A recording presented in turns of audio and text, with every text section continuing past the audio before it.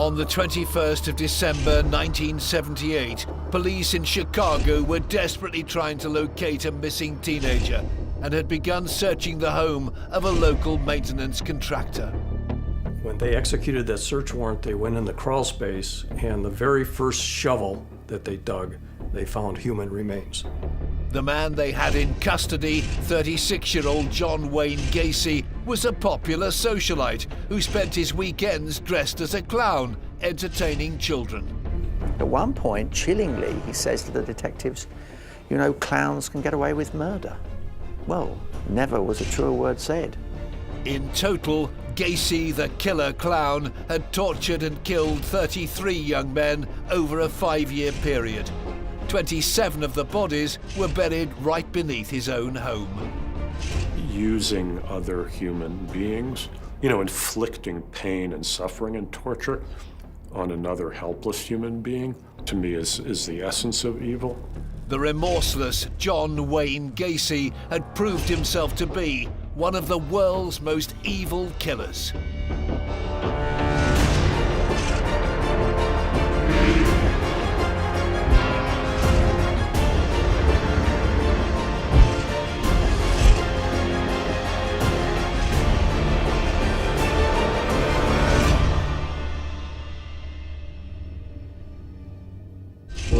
Over the course of 6 years, John Wayne Gacy kidnapped, tortured, and brutally murdered 33 young men and boys in and around Chicago, Illinois. It was one of the most shocking sets of crimes in American history. The bodies of 27 of Gacy's victims were buried directly below the house he lived in. But this killer's story starts almost 40 years before. John Wayne Gacy was born in Chicago, Illinois on the 17th of March 1942. The second of 3 children, Gacy had a difficult upbringing. His father was an alcoholic who was reportedly both mentally and physically abusive to his children and their mother. His father spent apparently all of Gacy's childhood demeaning him and physically punishing him and telling him how stupid and worthless and effeminate he was. Gacy's childhood friend Barry Buscelli remembers the physical abuse he suffered at the hands of his father. If Johnny was 2 minutes late, no food. So a lot of times Johnny ate at our house and stayed at our house overnight. He used to take Johnny when he was sitting at the kitchen table, and he would take his fist and hit Johnny in the face. The father is a very significant figure in the genesis of Gacy's terrible deeds. For, to my mind, Gacy was always trying to satisfy his father, whom he never could. He was beaten repeatedly by his father, with belts, with brooms. At one stage he was knocked out by him. These people grow up with such a malignant view of the world and of human relationships, and feeling that human relationships are not based on love and trust and respect, that they're all based on exploitation and cruelty and inflicting pain. Gacy was a sickly child. He suffered from a heart condition, limiting his involvement in sports activities and consequently alienating him from his peers. Aged 11, an accident in a playground led to his teenage years being blighted by blackouts and hospital visits. At that time, the swings were wooden base swings with heavy chains coming down.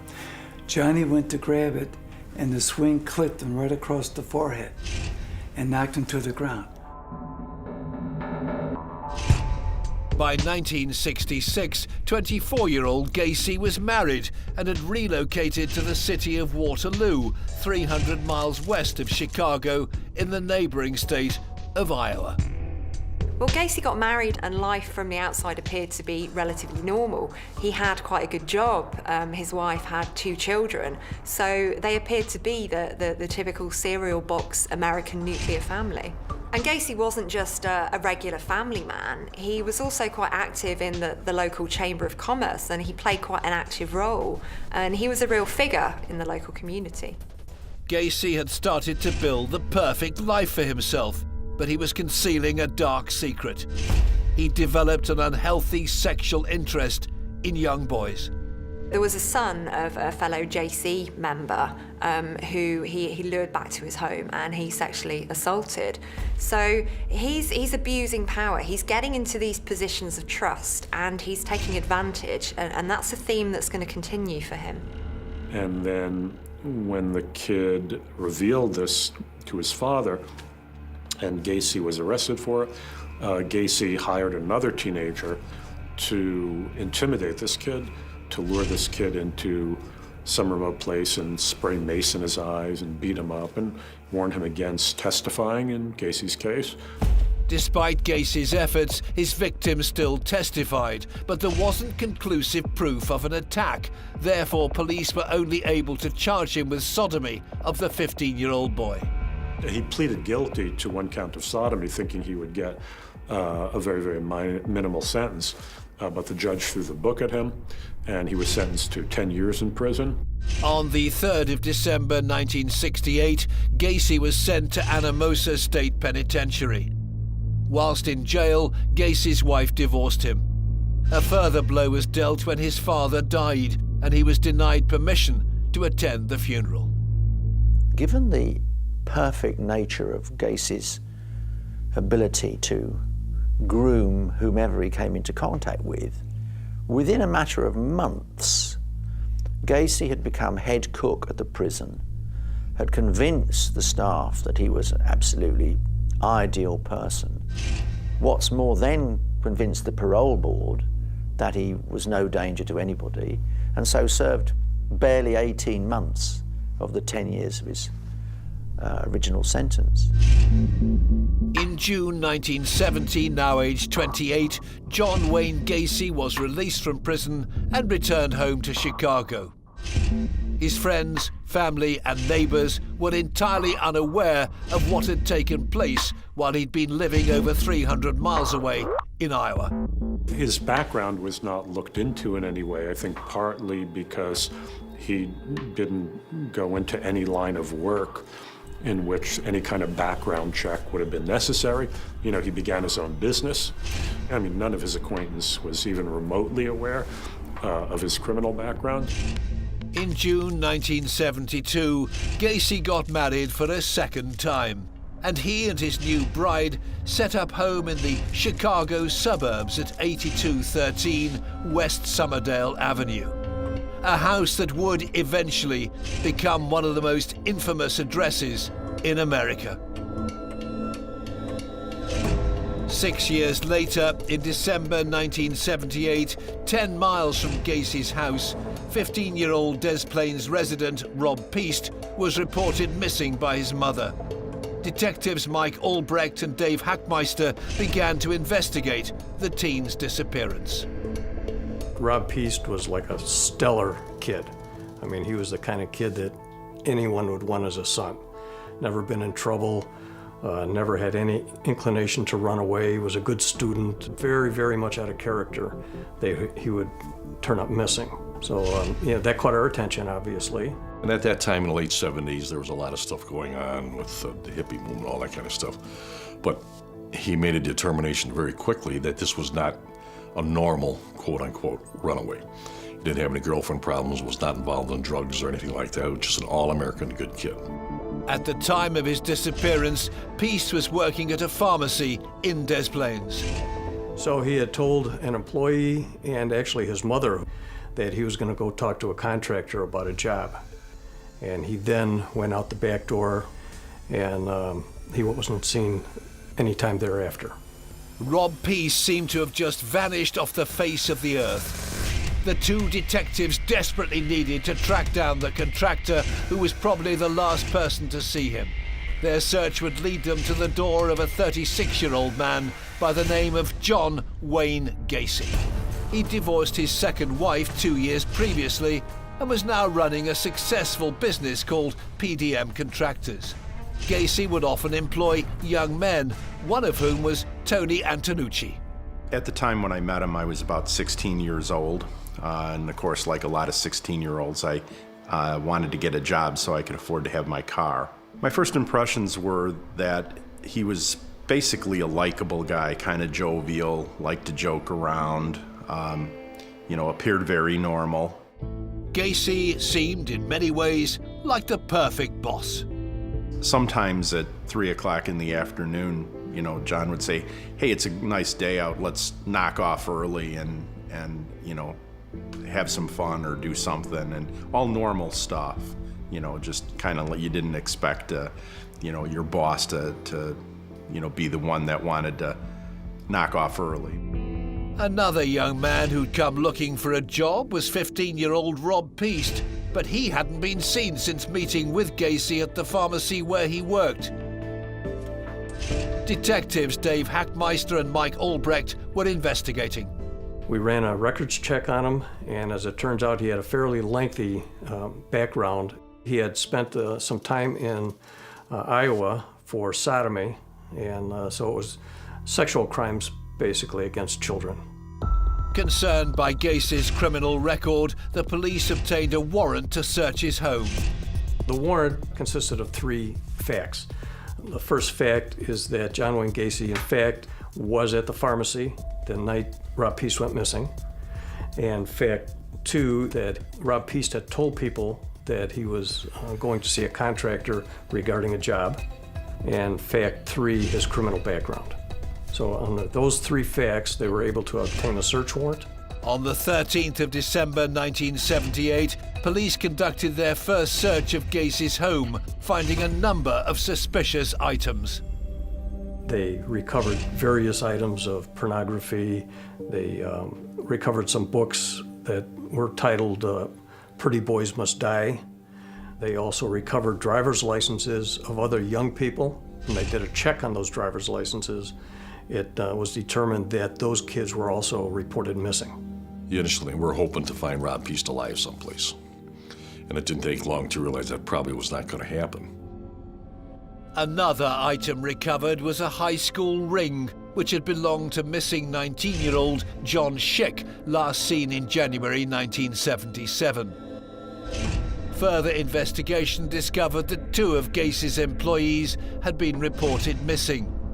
17-year-old John Butkovich, last seen in July 1975, and Gregory Godzik, also 17 years old, missing since December 1976. It was an evolution as we went along. I think it was after that search warrant, we're pretty confident there's at least 5 or 6 victims that were associated with Gacy that hadn't been seen. But with no evidence or bodies, the police could not make an arrest. They decided to begin surveillance on Gacy. We just said, wherever you go, we're going. If Gacy went into a public place, we were going to follow him in and see what he was up to. Throughout this overt surveillance, we became fairly friendly with John Wayne Gacy. He knew we were following him. He tried to be cordial with us. In fact, he initiated conversations with us. He'd play games with the police. He'd go up to their car and say, "Hi, do you guys want some marijuana?" Or just something stupid like that. He goes into Moose Lodge, and Mike and I, my partner and I, said, "We're going to go in right along with Gacy, but we'll sit at a different table." All of a sudden, the waitress comes over with a couple of beers and places of beers in front of us and says, "It's on that gentleman over there." We look over at John, and John gives us the high sign, and we wave back. Very confident, cocky. Kept on bragging about all property and how much of a businessman he was and how well-connected he was. John Wayne Gacy had a psychopathic personality, so he really does seek out power and he seeks out control, and he likes playing with people. He's a bit of a puppet master, and I think that was driving his behavior. Everyone that we talked to just loved John Wayne Gacy. His neighbors, his co-workers, all of his associates, they loved the guy. And we could see that. I mean, the way he was interacting with us was basically the same. And my partner and I would have to, on many occasions, remind one another, "Hey, listen, this guy is dangerous." Gacy was considered an upstanding key member of his small community. He was popular and involved in politics. At weekends, he would even dress as a clown and perform for children at parties and at local hospitals.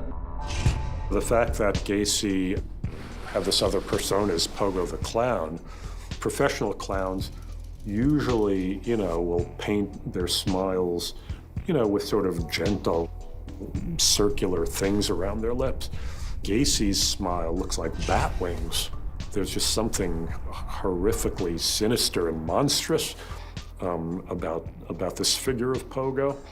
Just an element that raises Gacy to the level of a kind of mythic American monster. At one point, chillingly, he says to the detectives, clowns can get away with murder. Well, never was a truer word said. But it took some time for those detectives to fully comprehend that here was a man who was capable of murder, and more than one. As Mike and Dave continued with their surveillance, detectives back at the station were trying to get another warrant to search Gacy's house. They'd received some disturbing new evidence while questioning his colleagues. They're young kids, 17, 18, 19 years old. And at times, Gacy had ordered these young kids to go down into his crawl space of his home and dig trenches. And he had told them that there was a sewage issue and that he needed the trenches dug so he could alleviate that situation. But they said that it happened several times and that there was an odor down there that was just unbelievable. So now we're starting to believe, hey, is it possible? I know it sounds crazy, but is it possible he could have buried someone in the crawl space?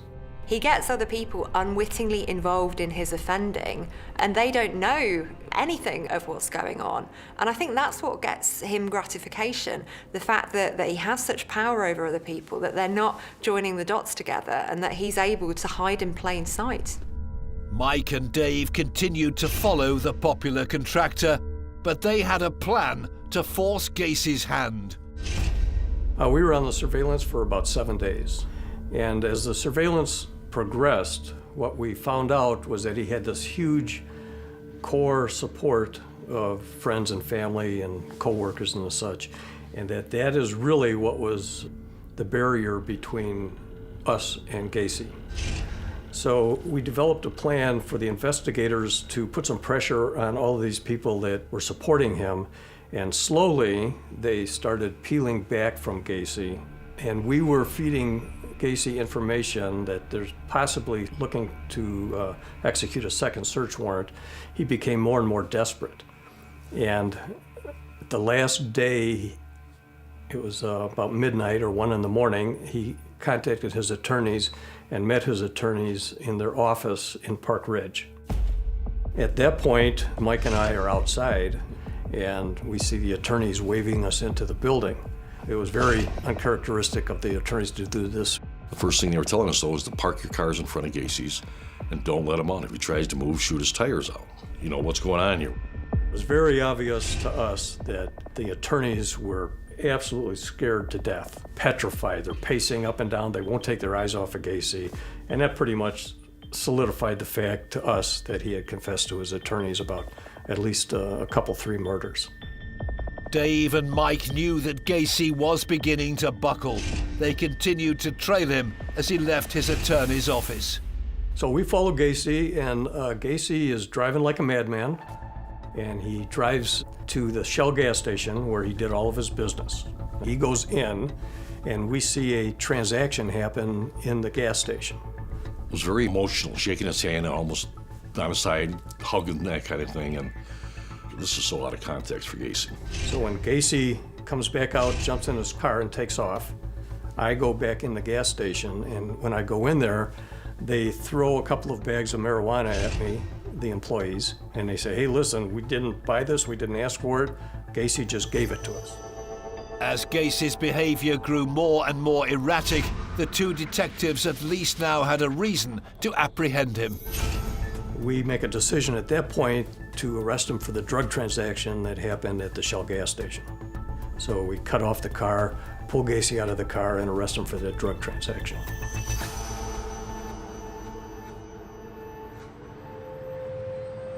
Devon in Milwaukee. This was Gacy's final location of freedom. That's it. He was never free from this point on. Grabbed him out of the car. He was all whining to us, why are you doing this to me and all that. And that's where it ended. So technically, he was arrested for marijuana possession and delivery. And then we took him to the station. While in custody, Gacy told detectives he was experiencing chest pains and was taken to a local hospital as a precaution. But he was just trying to buy some more time. The police had obtained the second warrant they'd been so desperate for. On the 21st of December 1978, they searched Gacy's home on West Somerdale Avenue for the second time. When they executed that search warrant, they went in the crawl space, and the very first shovel that they dug, they found human remains. Police had finally unearthed the secrets that Gacy had thought would stay buried forever. So they immediately called me, let me know that there was human remains in a crawl space, and at that time I arrested John Gacy for murder. Gacy says he wants to confess, but really he wants to confess to the surveillance team, both myself and my partner and the other team. And now all of a sudden he's got an audience again, and he's on top of the world, and he knows he can't get out of it at this point, and so he might as well just divulge everything that actually happened. Gacy told detectives he was willing to draw a map of the burial site beneath his home. I gave him a pen, and he started right up. He squared it off in the thing, and he started, well, this was a double, and this was a triple, and this was the first guy with put an X on it. Went around the whole crawl space with these places where the body was buried. I mean, they were digging with spoons and everything, but they obviously identified where all the bodies were, and they did an overlay of where the bodies were actually found compared to that diagram that he made, and it was unbelievable. It was right on the money. In total, 27 bodies were discovered in Gacy's crawl space. It wouldn't take long for news of this horrific discovery to filter out to the wider world. Then the arrest came down, and that was the headline on the local papers, everything, how many bodies they took out of Gacy's basement. Well, you know, when Gacy's crimes were uncovered, he entered into the record books, you know, as America's most prolific serial murderer. The notion that this, you know, pudgy, normal-seeming, decent, regular, ordinary guy was living in this horror house, you know, that was just suffused with the stench of death, and that there were the rotting bodies of 27 young men in his crawl space, bringing home and torturing young boys right in the midst, you know, of all his neighbors, and then going off to work the next day. When we booked him for murder, we asked Gacy where he was born. And Gacy looked at us and said, I was born in a state of confusion. And he smiled like that, and we captured the photo. In total, Gacy confessed to the murder of 33 young men and boys between 1972 and 1978. Gacy preyed on victims who he knew were not necessarily going to be missed by any family members. Rootless and homeless teenage boys who had no families that were going to miss them or care about their disappearance. At that time, in the late 70s, kids were running away all the time, and a lot of these kids were reported missing, but there was no follow-up. As it turns out, he had buried 27 young kids in the crawl space. He buried one of the young kids outside in his backyard, and he didn't have any room left on his property, so he threw 5 remaining victims in the Des Plaines River. One of the bodies found floating in the Des Plaines River in April 1979 was that of Rob Peast, the 15-year-old boy whose disappearance had ultimately led to Gacy's downfall. He was very descriptive on what he had done with Rob Peast. Rob Peast's mom was waiting for him in the front parking lot, and Rob said to his mom, hey, I'm going to talk to a contractor about a job, I'll be right back. He goes back in the pharmacy. Gacy is in the back parking lot, the alleyway. And as Gacy's leaving, Rob follows him outside and says, excuse me, sir, I understand that you hire young kids, and I'm really interested in having a different job. And Gacy says, well, jump in the car, I'll have you fill out an application. So Gacy actually drives Peast willingly to Gacy's house. While there, Gacy starts showing Piest some little tricks of the trade of being a clown. He shows him a couple of card tricks, and the last trick that he shows Piest is the handcuff trick. Gacy actually handcuffs himself and turns around and struggles with the handcuffs, and then turns back and he holds the handcuffs up. And Piest is pretty amazed at that, and he said, well, that's neat, how'd you do that? So Gacy says, well, here, you handcuff yourself, and I'll show you how to do that. So Piest handcuffs himself, and he struggles, and he struggles, and he struggles. And he looks at Gacy and he says, now, what's the trick to this? And Gacy reaches in his pocket and pulls out a key to the handcuffs, and he says, the trick is, you gotta have this key. This handcuff trick was part of an horrific yet clinical MO. Gacy, throughout all of the 33 killings, had developed a method of killing these young kids. He would pick up these victims. Some were kids who worked for him, but most were teenage runaways, and bring them back to his house and giving them drinks.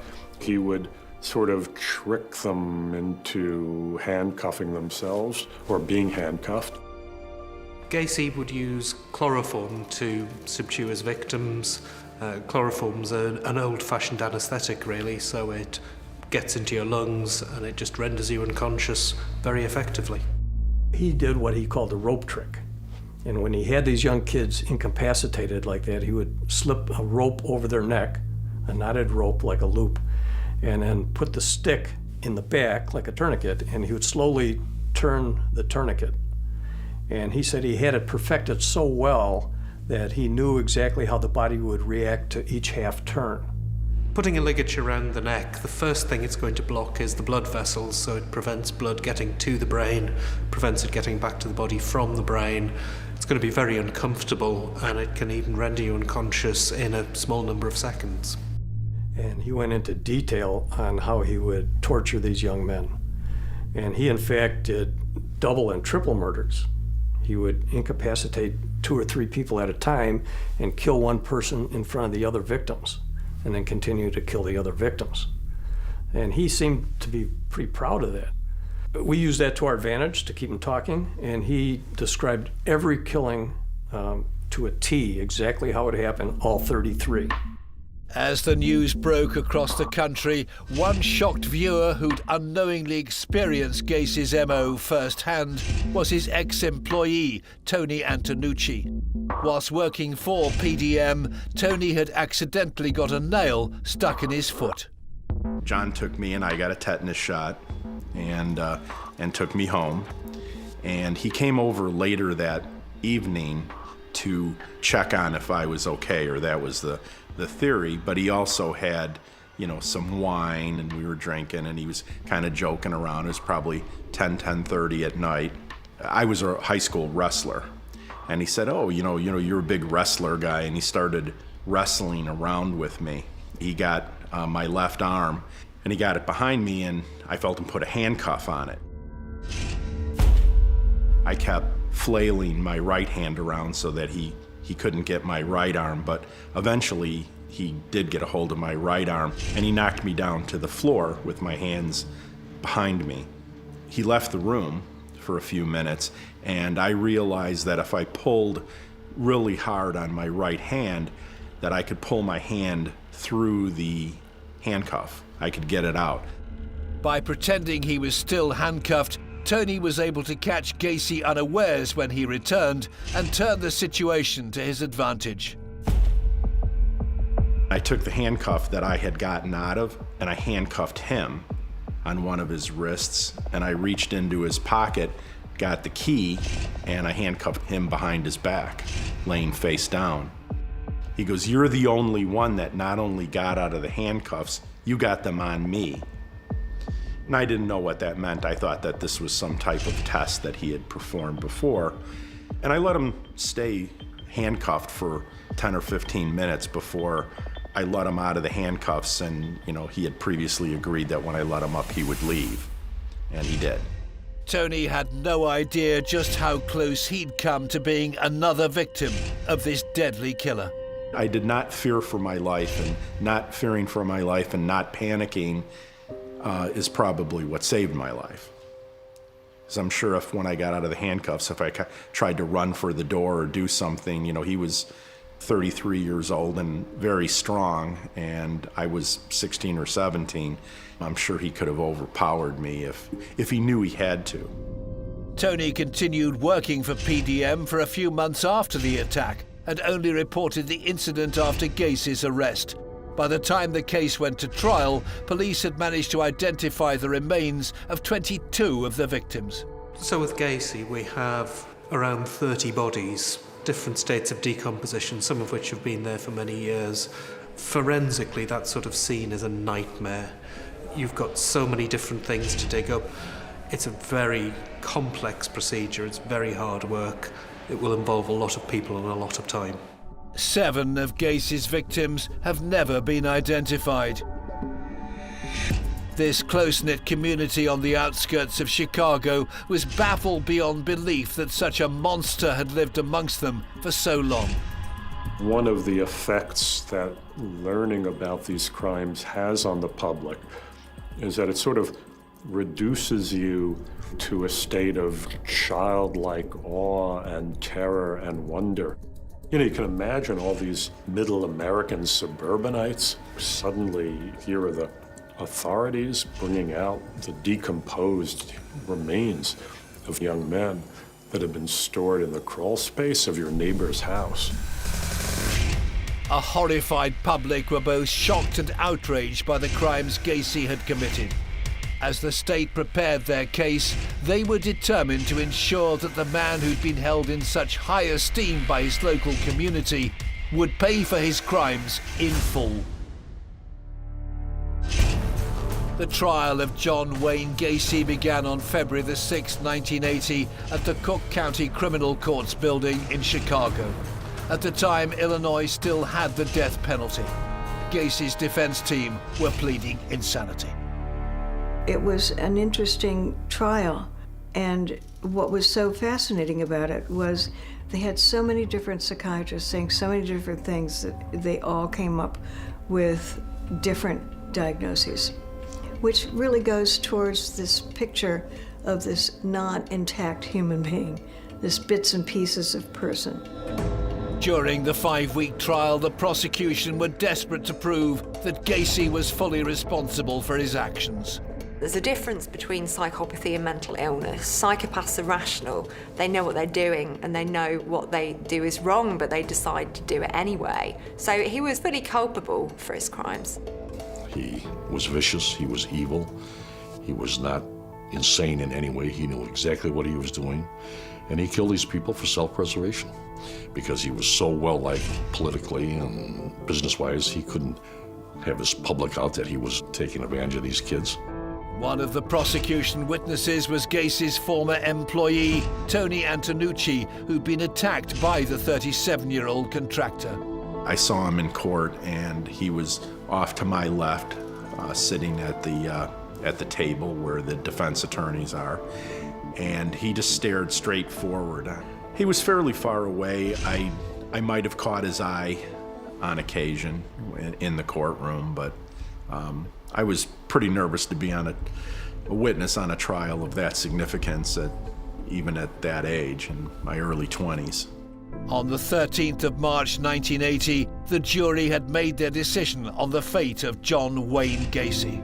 It didn't take long for them to find him guilty. I think it took maybe less than 3 hours, which was amazing. And then he was found guilty. It was kind of amazing how fast everything went. When you look at other trials that have gone on, this trial went extremely fast. In the final moments of the trial, one of the prosecutors, William Kunkel, called him a ruthless, sadistic killing machine. And I think that's a pretty apt description.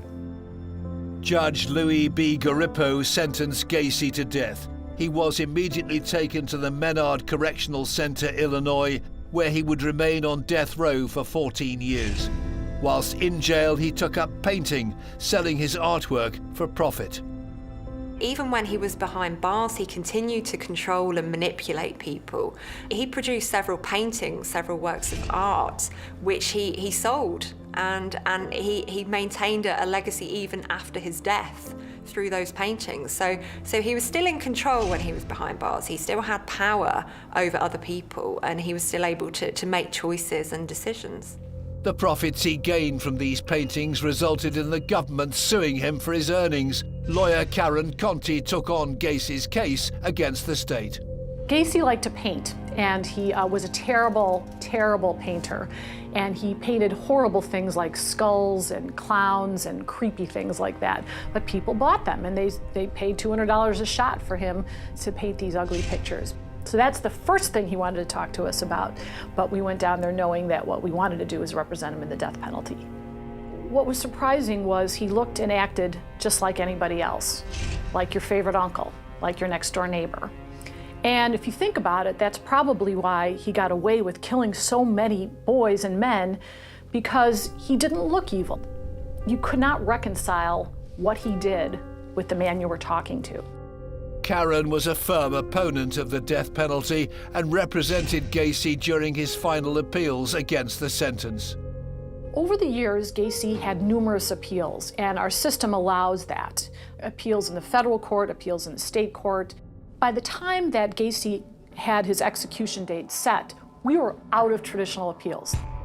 There are certain serial killers, even staunch anti-death penalty advocates, would not protest against the execution of somebody like Gacy.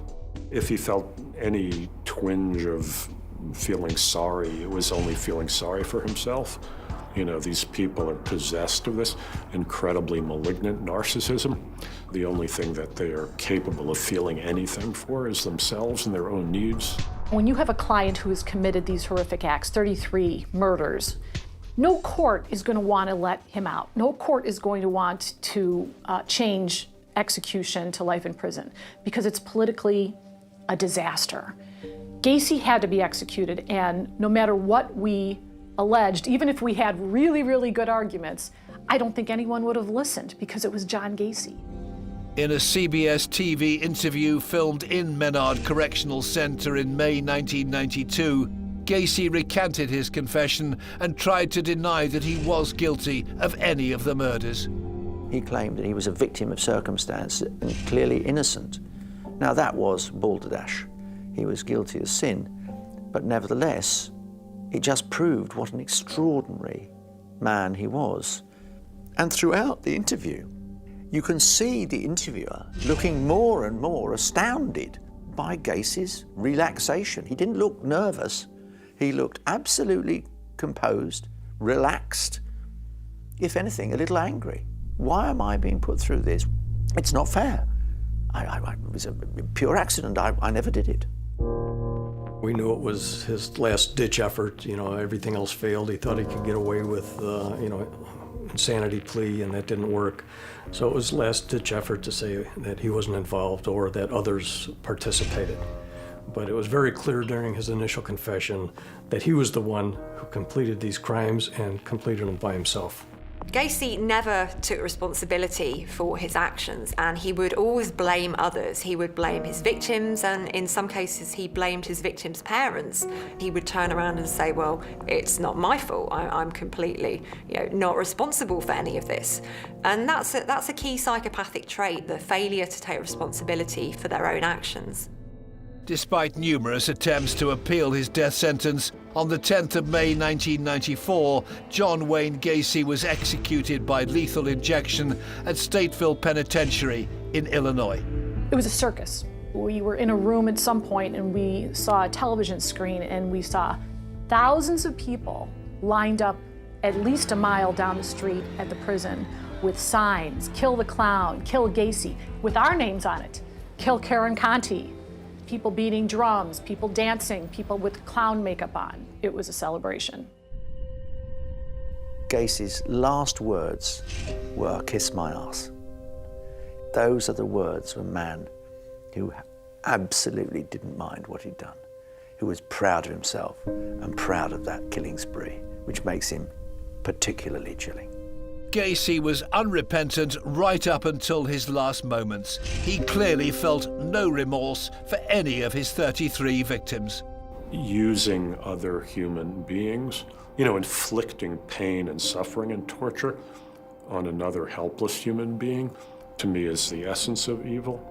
After the execution, you think there'd be closure, but there really isn't closure for something like that. I mean, you always think back to the victim's family and the poor young boy who was 15 years old and just a good kid.